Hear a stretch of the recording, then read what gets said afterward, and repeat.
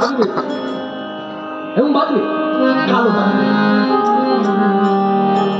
আমি যখন এখানে কীর্তন করতে আসছি, মানে সবার দিকে এগিয়ে আসছি, তখন আমাদের শ্রদ্ধা দুলালদা গিয়ে আমাকে বলছে, হ্যাঁ আমাকে ভাইয়ের মতো স্নেহ করে, আমাকে তুমি তুমি করে বলছে, কৃষ্ণ একটা কথা বলবো? আমি বলুন। বলছে তুমি তো লীলা সাধন করবে, যাই করবে, ওই গানটা গাইবে তো? কোন গানটা?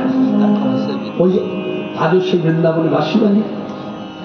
হ্যাঁ, আজকে সবার মধ্যে দাঁড়িয়ে বলি, আমি বিনা প্ল্যাটফর্ম ছাড়া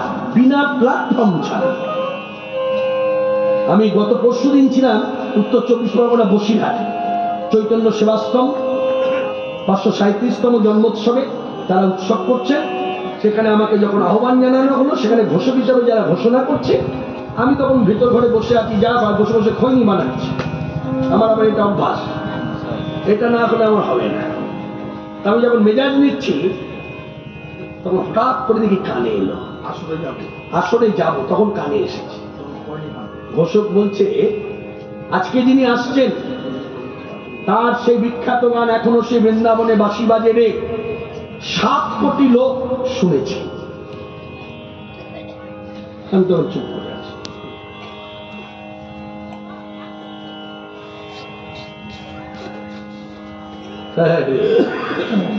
চিনতেই পারছি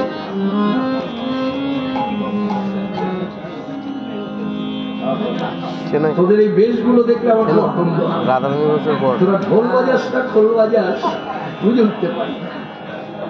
দারুণ দারুণ, খুব সুন্দর লাগছে দেখে। কাপড় পরলেও ভালো লাগে, প্যান্ট পরলেও ভালো লাগে। তোদের মধ্যে বড়টা যদি আমি পেতাম না, বলে শুধু পরিচয় দিলে ভুল বলা হবে। শিখলে ময়না ডালে যে কথা বলছিলাম, 7 কোটি লোক শুনেছে। আমি তো জানি না কোথায় কি দেখা যায় না যায়। আমার কি বলছেন, বলে আমি মিথ্যা না তো? বলছে না না, কেন মিথ্যা কথা বলবো, বাড়িয়ে বলবো। আজকের সমাজে আমি সেই গান উপস্থাপনা করি। এই গান যার শ্রীমুখের গান, শ্রীমুখ বলতেই হবে মহাত্মা।